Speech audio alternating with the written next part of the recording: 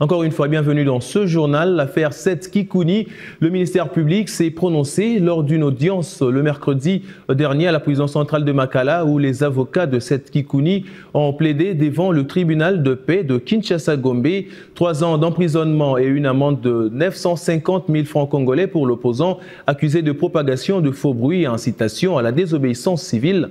Pour Maître Héritier Boulambo du collectif des avocats de Seth Kikouni, le ministère public n'a pas été à la hauteur de démontrer le caractère infractionnel de ces faits que reproche l'État à son client.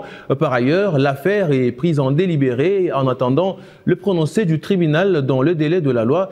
Je vous propose de suivre Seth Kikouni. C'est le bandeau qu'elle porte sur ses yeux. La justice ne doit pas voir. La justice ne peut pas voir. C'est ce qui représente aussi son impartialité. Les conseils ont dit tantôt que ce procès était politique. Je le pense aussi.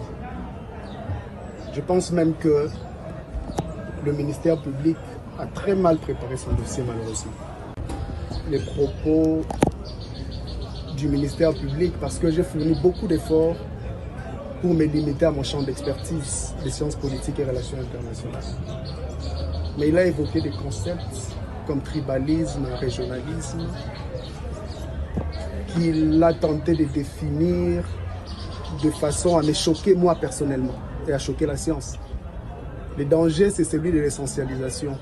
Parce que lorsqu'on parle des identités, il faut éviter de tomber dans les pièges de l'essentialisation, c'est-à-dire réduire un individu ou une entité à une seule dimension de son identité. Les grands Katanga, ce n'est pas seulement ce que le ministère public pense, non. Parce que lorsqu'on parle des identités, il se peut que je sois de l'opposition. Il se peut que l'autre soit de l'union sacrée. Si sur ce terrain-là, nous nous opposons, il se peut que nous deux, nous soyons fanatiques de Fali Ipupa.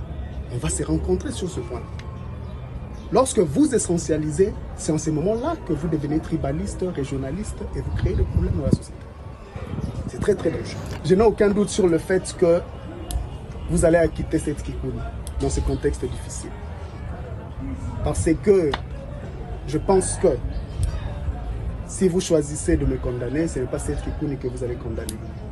C'est la liberté d'expression que vous allez condamner. C'est la démocratie que vous allez condamner. C'est l'opposition que vous allez condamner. Le verdict est donc attendu le 30 novembre prochain.